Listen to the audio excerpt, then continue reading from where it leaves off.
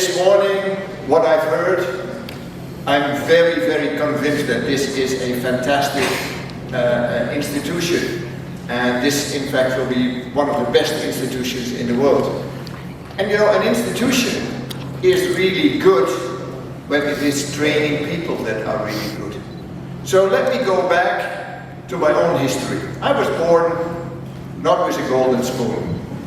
I was born in a very small village. Nobody ever had gone to high school, let alone university. So the first step was actually to go to a high school that would allow me to go to university. So I did that. Why did I do that?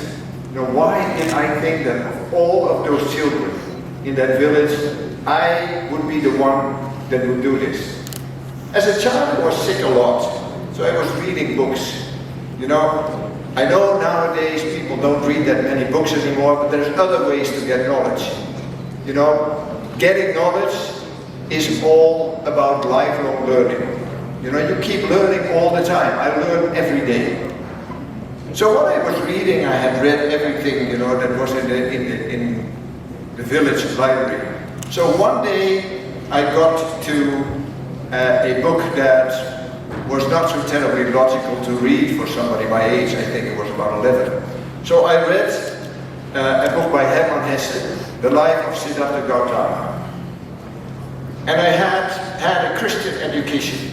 And the one thing that stuck in my mind from my Christian education is that you have to use your talents.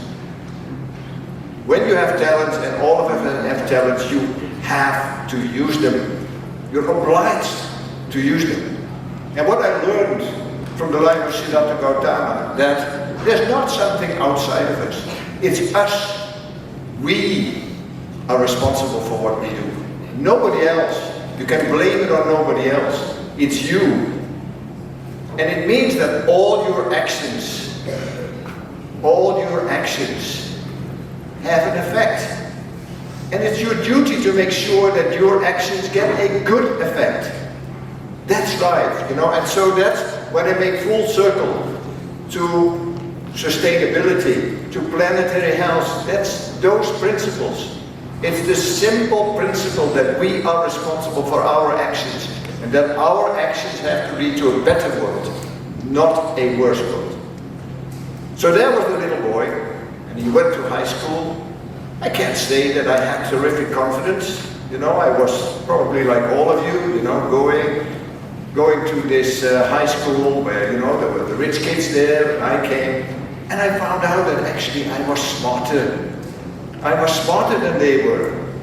And so I got confidence, not the confidence of, you know, being bred in a strong family, no, the confidence based on what you achieve. That's real confidence. And there's nothing wrong with being proud of what you achieve. You know, some people think pride is wrong. No, pride is not wrong. Pride is good, but it has to be based on achievement. When I was in high school at one point,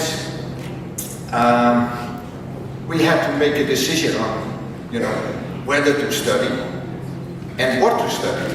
So they sent a company, you know, psychology company, they had conversations with us, and they did intelligence tests, and they did, you know, they talked to us, and they told me that yes, I should study sociology because I wanted to improve the world. And I said, no, I don't want to study sociology. I want to study medicine because then I can improve the world. So I studied medicine, and during my study actually at some point, maybe I was a little bit bored, I decided I wanted to do some research. So I went to one of the professors and I said, you know, you've got work for me to do. Can I do something extra? And they, of course they said, yes, you know, you can help do some research. So that's what I did, and then first I helped somebody else, then I started my own research, and then I realized that pathology, because I went to pathology, was actually an area that fitted me quite well, because pathology is very broad. You know about all of medicine. It is a couple of different things. It's learning about diseases. It's learning the causes of diseases. You know, how does it function? how do we become ill? But also, it is the specialty where you make diagnosis. Now, one of the things I always have kept in mind, what is characteristic for pathology, but is also characteristic for my career as a leader, is that before you start on things, you have to have a diagnosis.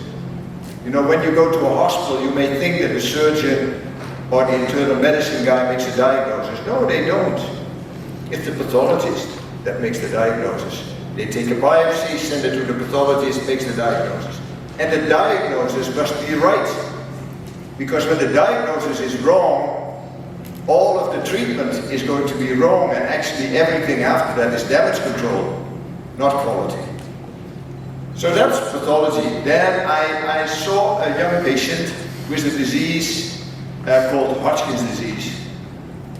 It's a cancer of the lymph nodes. And I was very surprised how this could be, because it's a disease, when you look at it in the slides, there's less than 1% of what's there is cancer cells. The rest are all other cells, they're benign cells. And people were thinking that, you know, those cells were trying to control the cancer cells. And in fact, I thought, this does not really make sense. Because this is a disease, people can still die. How can it be? In the end, and after many years of research, actually I found out that these cells were not controlling the cancer cells, that in fact they were helping the cancer cells. So that's another thing that I always remember. If you see a problem, always think, it might be the other way around. You know, when you think it's this way, think of how would it be if it was just the other way around. Also a very good approach when it comes to negotiations or to politics and so on. Always think what the other side is thinking. What are they thinking? What do they want to achieve? If you want to do a successful negotiation, you have to know what the other side wants, because then you can come to a good solution for the two of you. It's very important. So what if everything is just the other way around than you are thinking? What's the result then?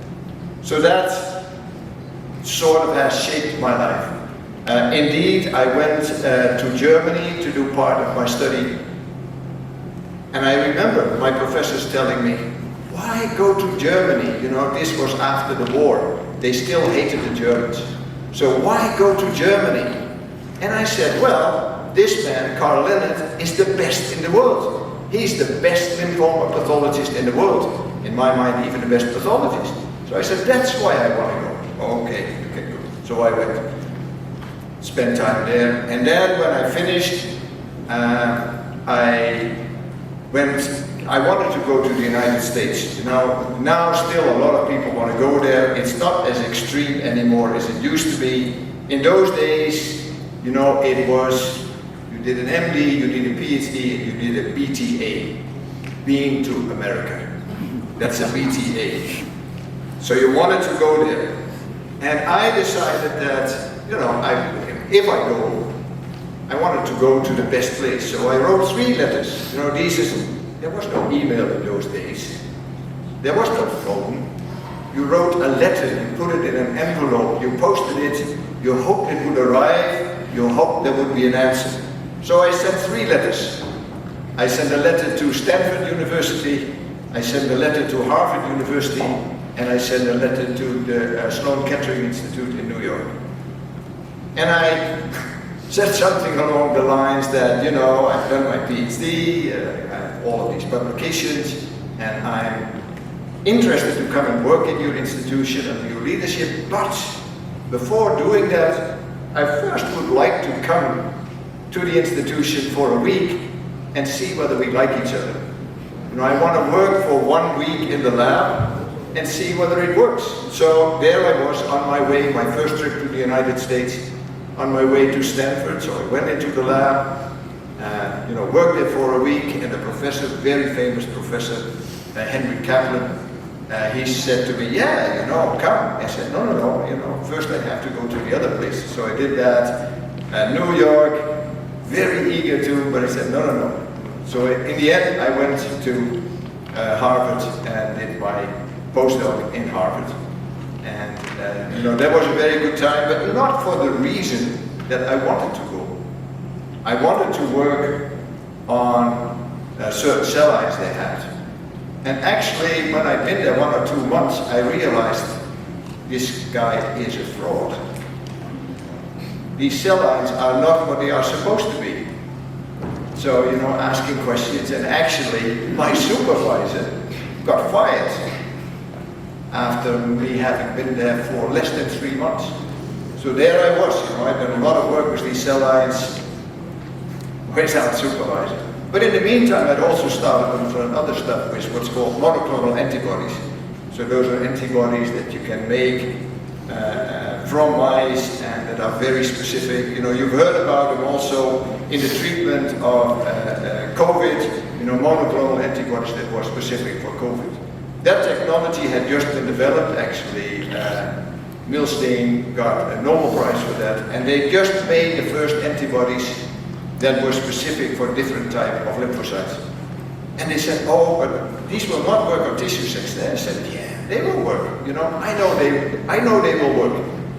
So they gave them to me, numbered them totally different way. I did my technology. After the first day, all done. I said, this is this one, this is that one. And by the way, they're very interesting. They do different things than you think. And so we published that. So in fact, out of that failure, I got something that was much better than I was thinking. So, I got my first very well cited publication out of that research.